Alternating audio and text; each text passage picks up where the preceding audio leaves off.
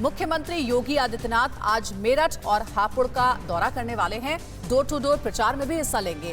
BJP के राष्ट्रीय अध्यक्ष जेपी नड्डा आज कहां करेंगे प्रचार। मुजफ्फरनगर में अखिलेश यादव और जयंत चौधरी आज देंगे गृह मंत्री अमित शाह को जवाब। शिवपाल यादव किस सीट से आज भरेंगे पर्चा और केंद्रीय मंत्री अनुराग ठाकुर ने बीजेपी छोड़ने वाले स्वामी प्रसाद मौर्य पर क्या तंज किया है।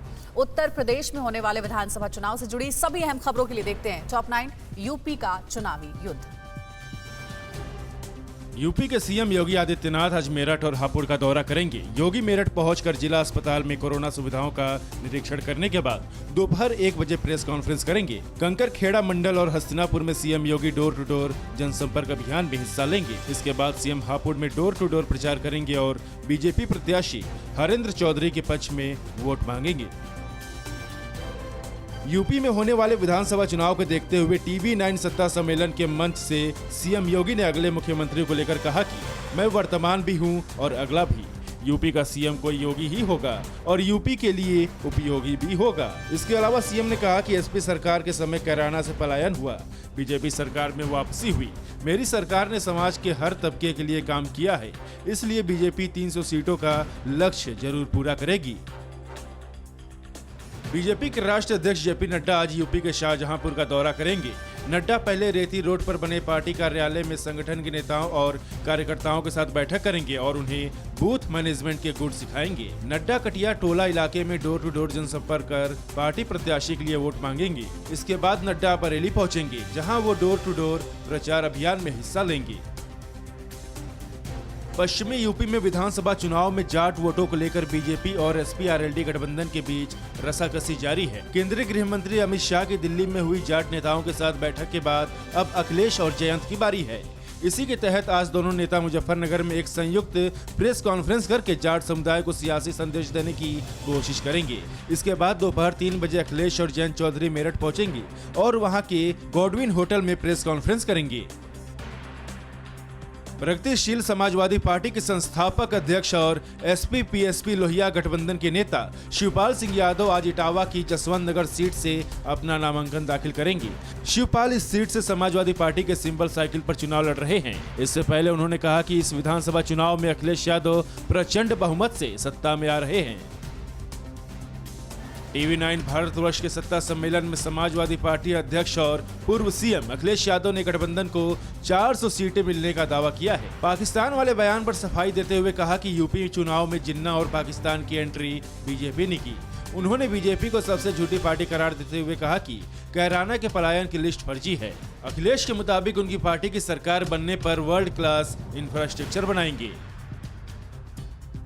टीवी 9 भारतवर्ष के सत्ता सम्मेलन में एआईएमआईएम अध्यक्ष असदुद्दीन ओवैसी ने एसपी के राष्ट्रीय अध्यक्ष अखिलेश यादव पर हमला किया है और कहा कि हम बाई बर्थ और बाई चॉइस भारतीय हैं।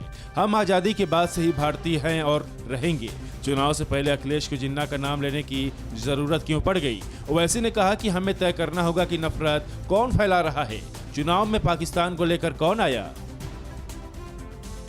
टीवी 9 भारतवर्ष के सत्ता सम्मेलन में केंद्रीय मंत्री अनुराग ठाकुर ने पार्टी छोड़ने वाले बागियों पर तंज कसा है। स्वामी प्रसाद मौर्य पर तंज कसते हुए कहा कि कोई पहले तो होटल के स्वादिष्ट खाने का आनंद उठाए और बाहर जाते जाते मुंह में सौंफ डालते हुए और बिल देने से पहले कहे भैया खाना अच्छा नहीं लगा। राजनीति में भी ऐसे बहुत सारे लोग हैं जो 5 साल में अपना स्वामी बदलते हैं। मैं उनके बारे में टिप्पणी नहीं करूंगा। यूपी सरकार में कैबिनेट मंत्री और लखनऊ पूर्व से विधायक आशुतोष टंडन आजकल अपनी पार्टी से नाराज बताए जा रहे हैं। सूत्रों के मुताबिक उनका टिकट कट सकता है, इसे लेकर ही उनकी नाराजगी सामने आ रही है। Deputy CM doctor Dinesh Sharma ने उनके घर जाकर उनसे मुलाकात की और उन्हें मनाने की कोशिश की। उन्होंने इस मुलाकात को लेकर ट्वीट भी किया। आशुतोष बीजेपी के वरिष्ठ नेता रहे लालजी टंडन के बेटे हैं। उत्तराखंड के रुद्रप्रयाग में आज केंद्रीय गृह मंत्री अमित शाह करेंगे चुनावी प्रचार। पंजाब के मुख्यमंत्री चेहरे पर जल्द होगा फैसला। आम आदमी पार्टी संयोजक अरविंद केजरीवाल आज से 3 दिन के पंजाब दौरे पर और वरिष्ठ कांग्रेस के नेता हरीश रावत आज हल्द्वानी की लाल कुआं सीट से भरेंगे पर्चा। चुनावी राज्यों में होने वाले चुनावी संग्राम से जुड़ी सभी खबरों के लिए देखते हैं टॉप 9 सियासी संग्राम। उत्तराखंड विधानसभा चुनाव के लिए बीजेपी ने अपनी पूरी ताकत झोंक रखी है। इसी के तहत आज केंद्रीय गृह मंत्री अमित शाह रुद्रप्रयाग का दौरा करेंगे। रुद्रप्रयाग पहुंचकर सबसे पहले शाह अलकनंदा और मंदाकिनी के संगम के पास बने भगवान रुद्रनाथ के दर्शन करेंगे। फिर गृह मंत्री रुद्रप्रयाग बाजार में बीजेपी प्रत्याशी के पक्ष में डोर टू डोर चुनाव प्रचार करेंगे और बीजेपी के लिए वोट मांगेंगे। पंजाब में विधानसभा चुनाव से पहले कांग्रेस में मुख्यमंत्री के चेहरे को लेकर चल रही खींचतान के बीच गुरुवार को कांग्रेस नेता राहुल गांधी ने बड़ा बयान दिया। उन्होंने जालंधर में कहा कि कांग्रेस जल्द ही पंजाब में मुख्यमंत्री पद के उम्मीदवार की घोषणा करेगी और इसका फैसला कार्यकर्ताओं से पूछकर ही किया जाएगा। इससे पहले कांग्रेस के शीर्ष नेतृत्व के बिना मुख्यमंत्री के चेहरे के ही चुनाव लड़ने का ऐलान किया था। पंजाब विधानसभा चुनाव को लेकर कांग्रेस की ओर से जारी 23 उम्मीदवारों की दूसरी लिस्ट के बाद कई दावेदारों ने टिकट नहीं मिलने पर असंतोष जताया है। पंजाब कांग्रेस के नेता जगमोहन एस कौंग ने पार्टी अध्यक्ष सोनिया गांधी से अपने बेटे यादवेंद्र एस कौंग को खरड़ विधानसभा क्षेत्र से टिकट देने की मांग की और कहा कि सीएम चन्नी इश्या से हमारा विरोध कर रहे हैं। अपनी मांगे पूरी न होने पर उन्होंने कोई बड़ा कदम उठाने की चेतावनी भी दी। पंजाब विधानसभा चुनाव को लेकर भारतीय जनता पार्टी ने तीसरी लिस्ट जारी कर दी है। लिस्ट में केवल 3 उम्मीदवारों के नाम शामिल है। बीजेपी ने तीसरी लिस्ट में अमृतसर सेंट्रल से डॉक्टर राम चावला और अमृतसर पूर्व से डॉक्टर जगमोहन सिंह राजू और बाबा बकाला से सरदार मजीद सिंह मन्ना को मैदान में उतारा है। बीजेपी ने एक दिन में ये दूसरी लिस्ट जारी की है। दिल्ली के मुख्यमंत्री और आम आदमी पार्टी के राष्ट्रीय संयोजक अरविंद केजरीवाल आज से 30 जनवरी तक पंजाब के दौरे पर रहेंगे। इस दौरान वो जालंधर और अमृतसर समेत कई विधानसभा क्षेत्रों का दौरा करेंगे। आम आदमी पार्टी ने पंजाब के भगवंत मान को अपना सीएम चेहरा बनाया है। पंजाब चुनाव में इस बार आम आदमी पार्टी ने पूरी ताकत झोंक दी है। पंजाब के जालंधर में राहुल गांधी की रैली के बाद आम आदमी पार्टी के राष्ट्रीय संयोजक अरविंद केजरीवाल ने उन पर निशाना साधते हुए कहा कि राहुल गांधी को पंजाब पहुंचने में बहुत देर हो चुकी है। वो 5 साल पहले पंजाब के लोगों से किए वादों को पूरा करने में विफल रहे, इसलिए वो लोगों को अपना चेहरा नहीं दिखा सकते हैं। उत्तराखंड में कांग्रेस के वरिष्ठ नेता और पूर्व सीएम हरीश रावत अब हल्द्वानी की लाल कुआं सीट से चुनाव लड़ेंगे। हरीश रावत आज लाल कुआं सीट के लिए पर्चा दाखिल करेंगे। इससे पहले कल हल्द्वानी पहुंचने पर उनका जबरदस्त स्वागत किया गया। लोगों ने उनके स्वागत में जमकर नारेबाजी की। उत्तराखंड में सभी 70 सीटों के लिए 14 फरवरी को मतदान होगा। उत्तराखंड विधानसभा चुनाव में प्रदेश में लंबे समय से चर्चा में रही टिहरी सीट पर कांग्रेस ने आखिरकार अपना उम्मीदवार उतार दिया है। कांग्रेस के पूर्व प्रदेश अध्यक्ष किशोर उपाध्याय के बीजेपी में शामिल होने के कुछ ही देर बाद बीजेपी विधायक धन सिंह नेगी ने कांग्रेस का दामन थाम लिया, जिसके बाद पार्टी ने तुरंत टिहरी से प्रत्याशी घोषित कर दिया। कांग्रेस में शामिल होते ही धन सिंह नेगी ने बीजेपी पर कई आरोप लगाए। गोवा विधानसभा चुनाव से पहले कांग्रेस को बड़ा झटका लगा है। लंबे समय तक विधायक और पूर्व सीएम रहे कांग्रेस के दिग्गज नेता प्रताप सिंह राणे ने चुनाव नहीं लड़ने का फैसला किया। राणे ने कहा कि चुनाव न लड़ने का उनका निजी फैसला है और अब वो रिटायर हो रहे हैं। उनके मुताबिक वो हमेशा पार्टी कार्यकर्ता की तरह पार्टी के साथ और पार्टी के लिए काम करते रहेंगे। आज पीएम नरेंद्र मोदी दिल्ली के करियप्पा ग्राउंड में एनसीसी कैडेट्स को संबोधित करेंगे। आरआरबी एनटीपीसी परीक्षा विवाद में छात्र संगठनों ने किया बिहार बंद का ऐलान। समर्थन में उतरा महागठबंधन। छात्र आंदोलन को किसने बताया चुनावों को प्रभावित करने की साजिश। और आज देश में दर्ज हुए कोरोना के कितने केस। राष्ट्र से जुड़ी सभी अहम खबरों के लिए देखते हैं टॉप 9 देश की बात। गणतंत्र दिवस के बाद हर साल आयोजित होने वाले एनसीसी कैंप का समापन समारोह आज है। इस मौके पर प्रधानमंत्री मोदी दिल्ली के करियप्पा ग्राउंड में एनसीसी कैडेट्स को संबोधित करेंगे। पीएम के संबोधन से पहले यहां करीब 1000 कैडेट्स अपने कौशल का प्रदर्शन करेंगे। इसके साथ ही कई सांस्कृतिक कार्यक्रमों की प्रस्तुति भी होगी। इस दौरान कैडेट प्रधानमंत्री को सलामी देंगे। आरआरबी एनटीपीसी की परीक्षा में धांधली को लेकर छात्रों का गुस्सा थमता नहीं दिख रहा है। नाराज छात्र संगठनों ने आज बिहार बंद का ऐलान किया है, जिसमें बड़े स्तर पर आंदोलन की बात कही गई है। हालात को देखते हुए बिहार समेत यूपी के कई जिलों में हाई अलर्ट घोषित कर दिया गया है। महागठबंधन में शामिल तमाम पार्टियों ने भी एकजुट होकर छात्रों के इस बंद को समर्थन देने की घोषणा की है। नाराज छात्र आज पूरे देश में रेल रोको आंदोलन भी करने वाले हैं। इस आंदोलन को कांग्रेस पार्टी ने खुलकर समर्थन दिया है। हालांकि पार्टी की तरफ से शांतिपूर्ण प्रदर्शन की बात कही गई है। वहीं कांग्रेस महासचिव प्रियंका गांधी ने प्रयागराज में जिन छात्रों पर पुलिस ने लाठीचार्ज किया था, उनसे वीडियो कॉन्फ्रेंसिंग के जरिए बातचीत की और उनके मुद्दे हर मंच पर उठाने की बात कही। प्रियंका ने छात्रों से प्रयागराज में जाकर मिलने का भी वादा किया है। आरआरबी एनटीपीसी को लेकर छिड़े बवाल के बीच बीजेपी ने आरोप लगाया कि यूपी विधानसभा चुनाव को प्रभावित करने के लिए छात्रों को उकसाया जा रहा है। बीजेपी प्रवक्ता प्रेम रंजन पटेल के मुताबिक रेलवे भर्ती को लेकर छात्रों का आंदोलन जायज है, लेकिन आंदोलन के नाम पर कुछ छात्रों को गुमराह किया जा रहा है। कुछ सियासी लोग छात्रों को पगलाने की कोशिश कर रहे हैं। केंद्रीय बजट की छपाई शुरू होने से पहले होने वाली हलवा सेरेमनी का आयोजन इस बार नहीं होगा। वित्त मंत्रालय ने बताया कि कोरोना महामारी की वजह से ये ऐतिहासिक रस्म इस साल नहीं निभाई जाएगी। वित्त मंत्री निर्मला सीतारमण ने 1 फरवरी को वित्त वर्ष 2022-23 के लिए बजट पेश करने वाली हैं। कोविड की वजह से इस बार बजट भी पिछली बार की तरह ही पेपरलेस होगा। सरकारी नौकरी में SC/ST को प्रमोशन में आरक्षण देने वाले मामले पर सुप्रीम कोर्ट आज फैसला सुनाएगा। सुप्रीम कोर्ट ने पिछले साल 26 अक्टूबर को जनरल सिंह की याचिका पर फैसला सुरक्षित रख लिया था। तब कोर्ट ने कहा था कि वो इस फैसले को दोबारा नहीं ओपन करेगा, जिसमें कहा गया कि SC/ST को प्रमोशन में रिजर्वेशन दिया जाएगा। ये राज्य को तय करना है कि इसे कैसे लागू किया जाए। दिल्ली में गणतंत्र दिवस के बाद 29 जनवरी को होने वाली बीटिंग रिट्रीट सेरेमनी की तैयारियां जोरों पर हैं। इस मौके पर विजय चौक पर भव्य लेजर शो का आयोजन किया गया। इस लेजर शो में भारत की सांस्कृतिक विविधता के साथ देश की उपलब्धियों को भी प्रदर्शित किया गया है। रात के अंधेरे में लेजर लाइट की रंग बिरंगी रोशनी ने राष्ट्रपति भवन की सुंदरता में 4 चांद लगा दिए। देश के दक्षिणी राज्य केरल में कोरोना की रफ्तार बेकाबू है। यहाँ पिछले 24 घंटे में 51,000 से ज्यादा कोरोना के नए मामले सामने आए, जबकि कोरोना से 38 लोगों की मौत हुई है। वहीं देश में कल कोरोना के करीब 2.5 लाख नए मामले दर्ज किए गए। संक्रमण की वजह से 600 से ज्यादा मरीजों ने दम तोड़ दिया। इस बीच ओमिक्रॉन वेरिएंट के एक नए रूप BA.2 ने चिंता बढ़ा दी है। एक्सपर्ट्स ने ओमिक्रॉन के BA.2 वेरिएंट को बेहद खतरनाक बताया है। अमेरिका और फ्रांस में कोरोना का कहर जारी है। दोनों ही देशों ने एक दिन में करीब 4 लाख नए कोरोना केस दर्ज किए हैं, जबकि अमेरिका में कोरोना ने पिछले 24 घंटों के अंदर 2200 से ज्यादा लोगों की जान ले ली है। दुनिया की बात करें तो एक दिन में कोरोना के करीब 33 लाख नए मामले सामने आए हैं, जबकि करीब 9,500 लोगों की कोरोना से मौत हो गई। खबरों में आगे बढ़ रहे हैं। दिल्ली में ठंड और शीतलहर से परेशान लोग कहां ले रहे हैं शरण। रांची में क्यों हुई दिन दहाड़े फायरिंग। मैनपुरी में 8 साल की बच्ची से रेप, इमाम पर लगा है आरोप। और हैदराबाद में बुजुर्गों महिलाओं के लिए शुरू की गई कौन सी नई पहल। राज्यों की अहम खबरों के लिए देखिए टॉप 9 राज्य विशेष।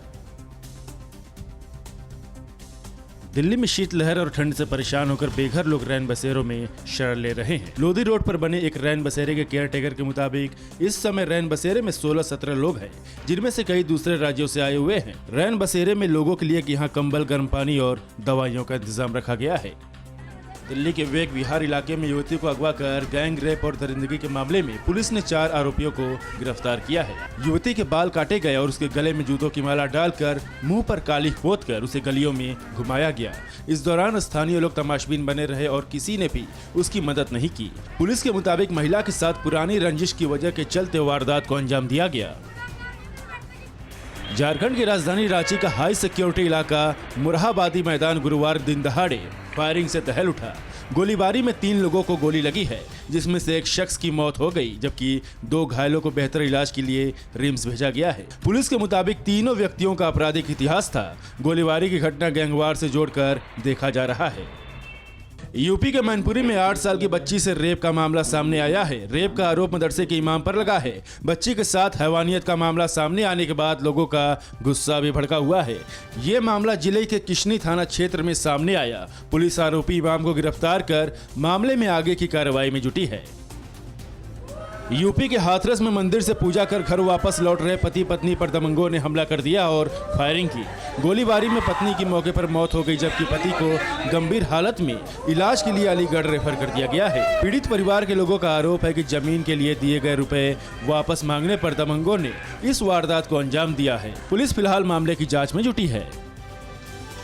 यूपी के बलिया में पुलिस की सक्रियता के चलते अगवा बच्चे को बरामद कर लिया गया है। पुलिस ने वारदात में शामिल 3 महिलाओं समेत 5 आरोपियों को गिरफ्तार किया और वारदात में प्रयोग की गई बाइक और मोबाइल को भी बरामद किया है। पुलिस ने जैसे ही परिवार से बच्चे को मिलाया, वैसे ही गाँव वालों ने पुलिस जिंदाबाद के नारे भी लगाए। केंद्रीय मंत्री मीनाक्षी लेखी ने दिल्ली के Indira Gandhi national centre for the arts में संस्कृति मंत्रालय की तैयार की गई एक सचित्र comic book India's women unsung heroes का विमोचन किया है। किताब में कई अनसुनी महिला स्वतंत्रता सेनानियों को दर्शाया गया है और उनके किए गए कामों के बारे में जानकारी दी गई है। केंद्र शासित जम्मू कश्मीर सरकार ने विरासत पर्यटन को पुनर्जीवित करने और दुनिया को कश्मीर और उसकी सांस्कृतिक धरोहर की ओर से आकर्षित करने के लिए विशेष पहल की है। इसके जरिए राज्य की विरासतों के बारे में पर्यटकों को ज्यादा से ज्यादा जानकारी दी जा रही है। कश्मीर के पर्यटन विभाग के निदेशक के मुताबिक कश्मीर घूमने आने वाले सैलानियों को पूरी जानकारी देना ही इस पहल का मकसद है। तेलंगाना के हैदराबाद के महात्मा गांधी बस स्टेशन पर बुजुर्ग महिलाओं की दिक्कत को देखते हुए अच्छी पहल की गई है। यहां बैटरी से चलने वाली बग्घी पेश की गई। बुजुर्ग महिलाओं और बच्चों के लिए ये सेवा प्रशासन की ओर से मुफ्त प्रदान की जा रही है। बग्घी की यह सर्विस सुबह 6 बजे से रात 10 बजे तक चलाई जा रही है। सोने चांदी के दामों में क्यों आई गिरावट, भारतीय शेयर बाजार क्यों हुआ धड़ाम, एफएमसीजी कंपनियों की बिक्री पर कोविड का प्रहार क्यों, कारोबार और आपकी जेब पर असर डालने वाली खबरों के लिए देखते हैं मनी 9। दिल्ली में सोने की हाजिर कीमत में 563 रुपए की गिरावट आई है। इस गिरावट के बाद सोने की कीमत घटकर 48,215 रुपए प्रति 10 ग्राम रह गई है। सोने की तरह चांदी के भाव भी 1186 रुपए टूटकर 62,792 रुपए प्रति किलोग्राम रह गई। यूएस फेडरल रिजर्व की घोषणा और यूक्रेन टेंशन से सोने की अंतर्राष्ट्रीय कीमतों पर दबाव आया है। यूएस फेडरल रिजर्व प्रमुख जेरोम पोवेल के मार्च तक ब्याज दर बढ़ाने की बात का बुरा असर भारत तक तुरंत देखने को मिला है। गुरुवार को डॉलर के मुकाबले भारतीय रुपया 30 पैसे लुढ़ककर 75.08 पर पहुंच गया। इतना ही नहीं, बीएसई का सेंसेक्स 581 अंक गिरकर 57,276 अंक के स्तर पर और निफ्टी 167 अंक की गिरावट के साथ 17,110 अंक के स्तर पर बंद हुआ। रोजमर्रा के सामान जैसे तेल, साबुन, मंजन आदि बनाने वाली एफएमसीजी कंपनियों को ओमिक्रॉन की बुरी नजर लग गई है। जनवरी के पहले 15 दिनों में एफएमसीजी की बिक्री एक महीने पहले की तुलना में 9.9% घट गई। कोरोना पाबंदियों के चलते किराना दुकानों की बिक्री भी इस दौरान 8.4% घटी है। दिल्ली में कोविड प्रतिबंधों में कुछ छूट दी गई है। दिल्ली में दुकानों के लिए ऑड इवन सिस्टम और वीकेंड कर्फ्यू को खत्म कर दिया गया है। इससे कारोबार के हालात काफी हद तक सामान्य हो सकेंगे और व्यापार को पटरी पर लाने में मदद मिलेगी। Confederation of all India traders यानी कैट ने इस फैसले का स्वागत किया है। आईएमएफ ने बिटकॉइन को लीगल टेंडर का दर्जा देने के अल सल्वाडोर के फैसले पर आपत्ति जताई है। आईएमएफ ने कहा है कि अल सल्वाडोर को लीगल टेंडर के रूप में बिटकॉइन के उपयोग को तत्काल बंद कर देना चाहिए। क्रिप्टो करेंसी के साथ जुड़े बड़े जोखिम को देखते हुए आईएमएफ ने यह कदम उठाया है। एलआईसी ने एयर इंडिया से अपना पूरा निवेश मुनाफे के साथ निकाल लिया है। एयर इंडिया ने एलआईसी को 3,800 करोड़ रुपए के कर्ज का भुगतान किया है। एलआईसी ने एयर इंडिया को डेप्ट इंस्ट्रूमेंट में 3,000 करोड़ रुपए का निवेश किया था, तो उस हिसाब से एलआईसी को 800 करोड़ रुपए का लाभ हुआ है। आखिरकार 69 साल बाद एयर इंडिया एक बार फिर टाटा ग्रुप की संपत्ति बन गई है। सरकार ने वीरवार को आधिकारिक रूप से एयर इंडिया को टाटा समूह की holding company Tellis private limited को हैंड ओवर कर दिया है। कंपनी ने 8 अक्टूबर 2021 को कर्ज में डूबी एयर इंडिया के अधिग्रहण की 18,000 करोड़ में बोली जीती थी। भारत के रिन्यूएबल एनर्जी सेक्टर के पास 2030 तक 10 लाख लोगों को रोजगार देने की क्षमता है। Council on energy, environment and water, natural resources defence council और skill council for green jobs के एक स्वतंत्र अध्ययन में ये बात कही गई है। वर्तमान में इस क्षेत्र में 1.1 लाख लोगों को काम मिल चुका है। विकास के पैमाने पर राज्यों की रैंकिंग का तरीका बदलने वाला है। नीति आयोग एक नया प्रतिस्पर्धा इंडेक्स तैयार कर रहा है, जिसमें राज्यों की रैंकिंग उनकी निवेश आकर्षित करने की क्षमता पर आधारित होगी। इसके पीछे सोच राज्यों के बीच प्रतिस्पर्धा को बढ़ाना है। इससे $5 ट्रिलियन की अर्थव्यवस्था बनाने की और तेजी से बढ़ने में भी मदद मिलेगी। मनी 9 की खबरों के लिए ट्विटर, फेसबुक और इंस्टाग्राम पर @money9 लाइव को फॉलो करें तो मनी 9 के यूट्यूब चैनल को भी सब्सक्राइब करें। अगले सेगमेंट का रुख करते हैं। अमेरिका में क्यों हुई दिन दहाड़े गोलियों की बौछार? साउथ चाइना सी में क्रैश हुए अमेरिकी फाइटर को तलाशने में क्यों जुटा है चीन? रूस यूक्रेन संकट पर चीन के रुख से कैसे अकेला पड़ा अमेरिका? और अफगानिस्तान की मदद करने से पहले ही क्यों डरा पाकिस्तान? ग्लोबल टेंशन से जुड़ी खबरों के लिए देखिए top 9 world battle ground. America के ह्यूस्टन में 3 पुलिस वालों को गोली मारकर भाग रहे एक हमलावर और पुलिस के बीच मुठभेड़ का वीडियो सामने आया है। पुलिस ने इस ग्रे रंग की गाड़ी में बैठे हमलावर का पीछा किया और मौका मिलते ही इस पर फायरिंग शुरू कर दी, लेकिन हमलावर किसी तरह फिर भागने में कामयाब हुआ। अब पुलिस इस संदिग्ध हमलावर की तलाश में जुटी है। साउथ चाइना सी में क्रैश हुए अमेरिकी लड़ाकू विमान F-35C के मलबे को तलाशने में अमेरिका और चीन दोनों ही लगे हैं। अमेरिका नहीं चाहता कि इसके मलबे के जरिए चीन उसकी लेटेस्ट टेक्नोलॉजी को चुरा ले। वहीं चीन किसी भी सूरत में न सिर्फ F-35C के मलबे के साथ साथ इसके ब्लैक बॉक्स को भी हासिल करना चाहता है, जिससे साउथ चाइना सी में चल रहे अमेरिकी ऑपरेशन के रहस्यों से पर्दा उठ सके। रूस यूक्रेन में चल रहे बवाल का हल करने के लिए अमेरिका ने चीन से कूटनीतिक मदद मांगी है, क्योंकि हाल के दिनों में रूस और चीन के रिश्तों में काफी करीबी देखने को मिली है।